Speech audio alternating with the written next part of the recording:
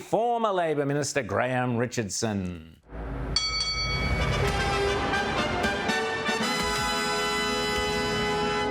So, Richo, great to see you as always. This morning, as was reported here on Sky News, Albo was being booed at some presentation or somewhere or other he was. Albo's on the nose. He's not going to win the next election, Richo. There's no way.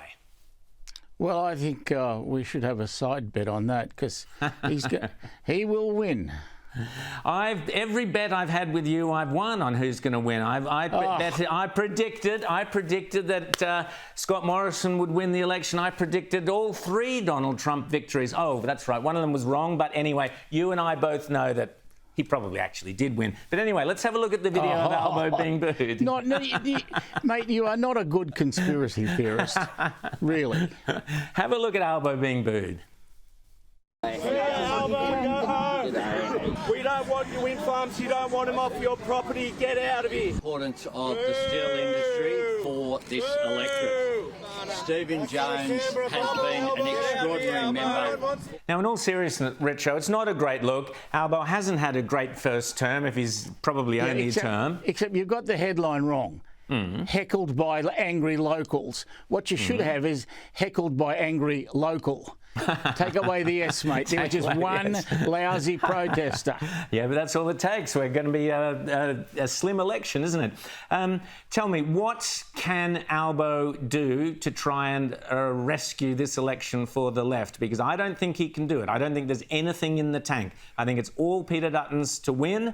And to lose, for that matter. But what can Albo offer the electorate? He's tried everything. They ain't buying it. You know that. I don't think it's a matter of promises and seeing who can, there's 1 million there, well, I'll give you 2. I don't think it's that sort of election.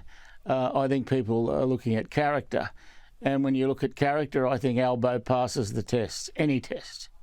Well, I would say he hasn't passed the test on anti-Semitism, and I would say, looking at your heckler there this morning, he hasn't passed the test on climate because, and energy costs, for example, which he promised it would be $275 cut. He promised that 1,000 times in the run-up to the election. In fact, we've seen energy costs going up, which is why our lone heckler there was so upset because of windmills, etc., etc. But I think you say he's passed the character test. I would argue what aspect of his character is there for the people to appeal to vote for. I don't see it. What aspect of his character? Well, I think Albo's character really is not in question. I think Albo, he's about everything you really need in a prime minister. I think this bloke's cut the mustard and cut it pretty well.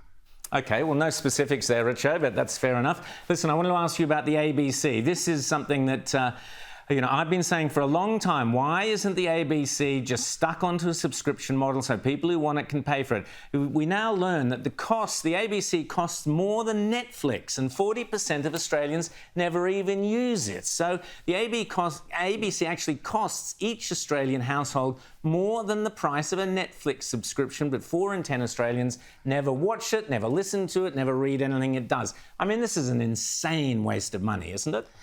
Well, you can argue that, but I also think when it comes to the bush, there's an awful lot of people out there who need I agree with that, ABC. and no question there, but that's the bush. We're talking about a tiny, small amount, but I agree with you about the bush. But the inner cities, why on earth aren't we having subscription to the ABC in inner cities?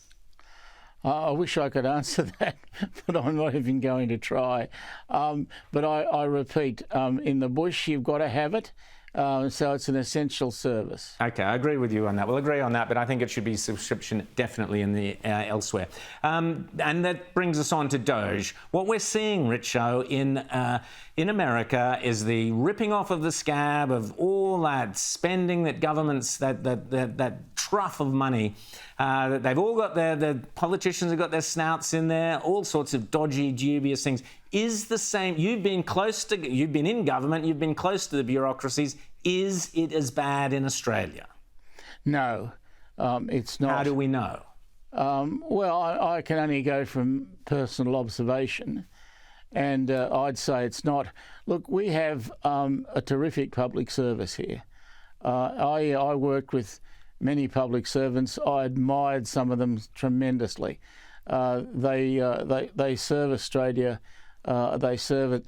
You can't say selflessly because they get paid, but gee, a lot of them would earn a lot more money in private industry if they left. Well, maybe, but they earn a lot more money than private industry. I think you'd find that they wouldn't earn much more. Hard to beat a public servant's salary. The senior heads of our bureaucracies are all in the $1 million salaries and so on. I think Doge here would find an awful lot, and I think Jacinta Price will be doing that in the next government. Graham Richardson, great to chat to you as always. Thanks, Richo. Good on you. Thanks, mate. Thanks.